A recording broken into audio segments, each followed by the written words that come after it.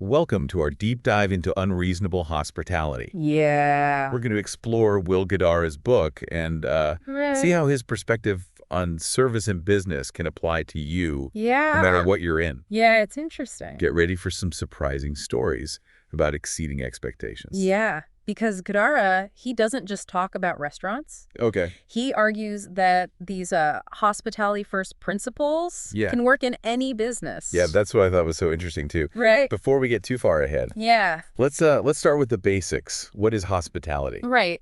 He makes a distinction between service and hospitality. Right. He has this great quote. Yeah. Service is black and white. Hospitality is color.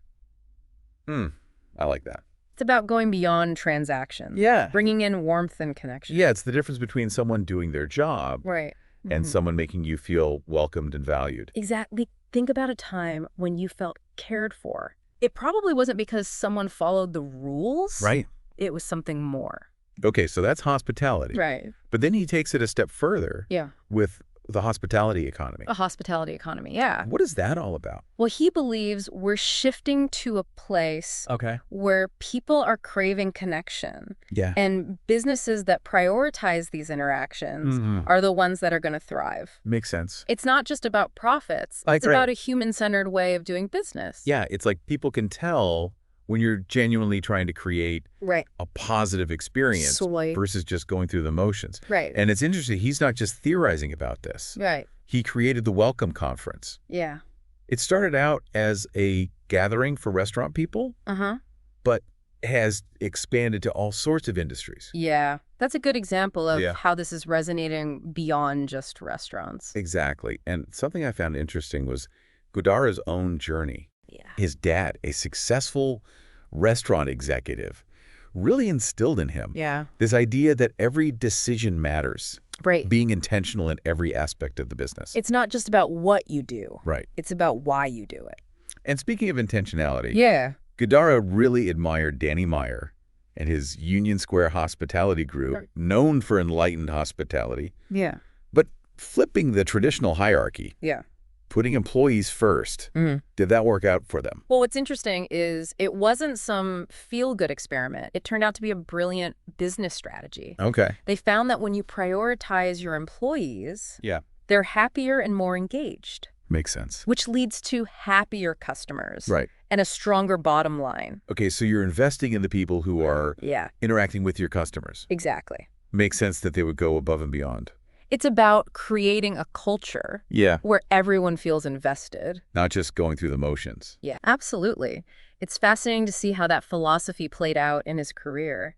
He had these early experiences that really shaped his thinking, like that summer job at Spago. Oh, yeah. Working at Wolfgang Puck's legendary restaurant, that must have been something else. Talk about a crash course in high-pressure hospitality. What did he take away from that? Well, he saw firsthand how positive culture could really elevate the dining experience, but also how a toxic kitchen culture could undermine everything. Right. So he saw both ends of the spectrum. Yeah. But then his dad encouraged him to explore the corporate world. Right. What was that like?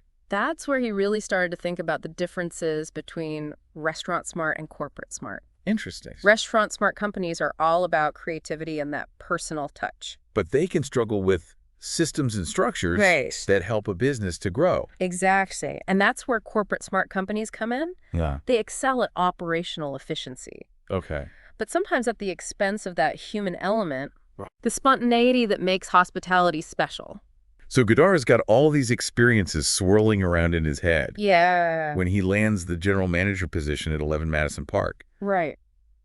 And it's not exactly a smooth start, is it? Not at all. The restaurant had potential, but it was stuck in a rut. The staff was talented, but lacking direction, and the culture wasn't exactly inspiring. Yeah, it sounds like he had his work cut out for him. He did. So how did he turn things around? He started by implementing those lessons he'd learned from Danny Meyer and USHG. He brought back those daily pre-meal meetings which had been abandoned. Why were those meetings so important? Well, they created a space for the entire team to connect and share ideas and get inspired. It wasn't just about going over logistics. It was about building a shared sense of purpose. I see. Guidara even created beautifully designed templates for the meeting notes. Really? Because he wanted to demonstrate that every detail matters. It's like he was saying, we're going to take this seriously. Exactly. This is valuable. Setting the tone for a culture of excellence, where every interaction was an opportunity to create a positive experience. So he's shaking things up. Yeah. But he's also a stickler for the details. Absolutely. He had this brilliant strategy called the 1-inch rule. What's that? It's this idea that you can do everything right for 99% of the process. Okay. But if you lose focus in that final inch, you can ruin the entire experience. So it's about maintaining focus all the way through. Right. And it's not just about being technically perfect. Yeah. He also instilled in his team this important mantra. Okay. Their perception is our reality. Meaning what the guest experiences is ultimately what matters. Precisely. It's a shift in perspective. Yeah. It's not about being right. It's about making the guest feel heard. That's powerful. And all of this attention to detail, this focus on both excellence and hospitality, started to pay off. 11 Madison Park earned 3 stars. Wow, that's huge. From the New York Times. But Godaro wasn't satisfied. He knew they could push further. So they'd already achieved 3 stars. Right, and that's when things get really interesting. Okay. He realized that achieving those accolades could actually lead to a more formal, less approachable atmosphere. Which is the opposite of what they're trying to create. Exactly. So he doubled down on those efforts to create a warm, welcoming environment. Okay. Emphasizing the importance of being present with guests. Okay, so how did they do that while maintaining that level of excellence? That's where earning informality comes in. Okay. It's this idea that exceeding expectations, consistently delivering that level of excellence actually gives you the freedom to break the rules in a way that feels genuine and special. So can you give me an example of how that works in practice? Well, think about the legends they created at 11 Madison Park. Oh, yeah? These were these over-the-top gestures that became legendary within the restaurant, like that story about the hot dog. Yeah, I remember that one. It wasn't about the hot dog itself, it was about the gesture. This couple was raving about a street hot dog they'd eaten earlier, and the staff, determined to make their experience even better, tracked down the vendor and surprised them with one. That's awesome. It's a priceless gesture. Right. It wasn't about the monetary value. It was about the thoughtfulness. And that's a key takeaway here. Those small, personalized touches can have a much bigger impact than those grand, expensive gestures. So they're creating these unforgettable moments. But how do they come up with these ideas? It seems like it'd be hard to keep coming up with new and creative ways to wow people. Well, they had a whole system for it. They even created a dedicated position called the Dreamweaver. The Dreamweaver, that sounds magical. Their job was to brainstorm creative, personalized touches, whether it was a hand-painted watercolor of a guest's meal or a surprise gift that perfectly matched their interests. Taking personalization to a whole new level. And it created this incredible energy within the team. Everyone was constantly trying to outdo each other with thoughtful gestures. Right. It became part of the culture. Okay, I'm starting to see how these pieces fit together. Right. They're building this culture of excellence and hospitality, and they're empowering their team to think creatively and come up with these priceless gestures that make the experience so memorable. And it's not just about the planned moments. They also embraced improvisational hospitality. Like what? Those spontaneous acts of kindness that arise from being present. Like that story about the guest who wanted to take a nap instead of going back to work. I remember that one, yeah. They sent him home with a fake doctor's note. That's great. And a pack of aspirin. It's about being present and attentive to the needs of your guest. Exactly. But how do you scale that you can't have a Dreamweaver at every business? Well, that's a challenge Godara faced when they opened the Nomad Hotel. It was a much larger operation than 11 Madison Park, and he was determined to replicate that same magical culture. How did you do that? He brought in key members of the EMP team to serve as sourdough starter, transplanting that existing culture into the new environment. Interesting. That's a good analogy. It highlights the importance of leadership being present and actively involved in shaping the culture. But even Godara, with all of his success, made some mistakes along the way. He did. What were some of those? Well, he learned a valuable lesson about the dangers of becoming irreplaceable. Okay. He was so focused on getting the Nomad up and running that he ended up neglecting 11 Madison Park, even though he had a great team in place. So even the best leaders can lose sight of the big picture. It happens, but it's a reminder that it's crucial to empower your team, delegate effectively, and make sure you're not the only one who knows how to keep things running smoothly. I also found it interesting how they navigated the 2008 recession. Yeah. The restaurant industry was hit hard. Really hard. But Godara, inspired by Danny Meyer, saw it as an opportunity. He had this great quote, "Adversity is a terrible thing to waste." So instead of panicking, they got creative. They did. Found ways to cut costs without sacrificing the guest experience. They even started cutting their paper towels in half. It's amazing how resourceful you can become when you're forced to think outside the box. Yeah, it is. And that brings us to their pursuit of that 4th Michelin star. Which they ultimately achieved, but it wasn't without its challenges. They introduced this ambitious new menu inspired by the history of New York City, really pushing the boundaries of what a dining experience could be. But it sounds like they stumbled a bit with that new menu. They did. They got a little carried away with the storytelling aspect, and the descriptions became too long and overwhelming for some guests. Just that balance, right? Yeah. You want to give people information, but you don't want to overwhelm them. Exactly. And Pete Wells, the New York Times critic, called them out on it in his review. Oh, that must have stung. It did. But Godara took that criticism to heart and used it as an opportunity to course correct.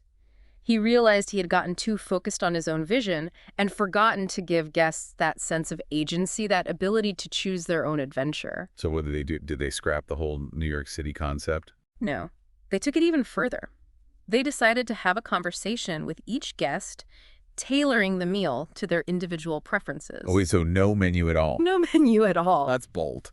But it allowed them to create those truly magical, bespoke moments that people would never forget.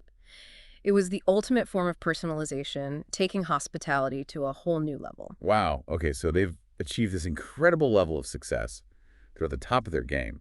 Where does Godard go from there? That's where we get to one of the most poignant parts of the book, Godard's decision to leave 11 Madison Park. Yeah, it was a difficult decision. Especially after pouring so much of himself into it, right? Into building that culture and achieving that success. What led him to that?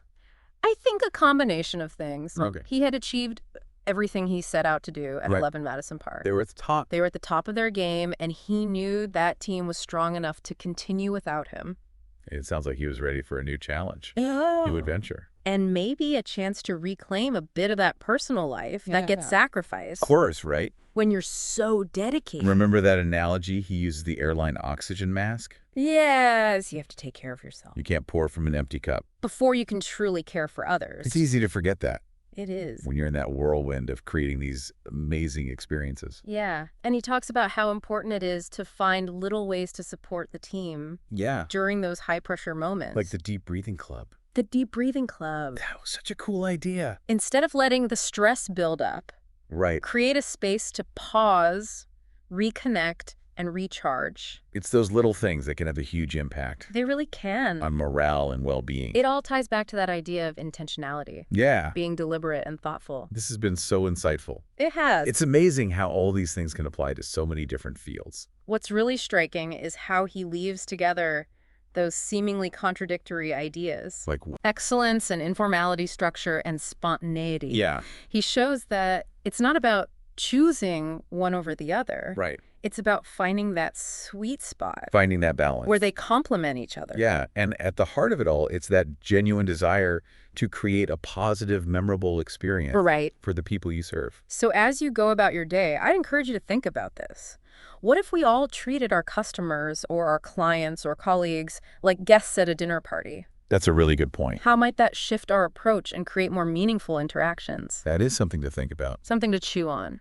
Thanks for joining us on this deep dive into Unreasonable Hospitality. Hopefully you're leaving feeling inspired and energized. I know, yeah. To bring a little of that magic to the world no matter what you do.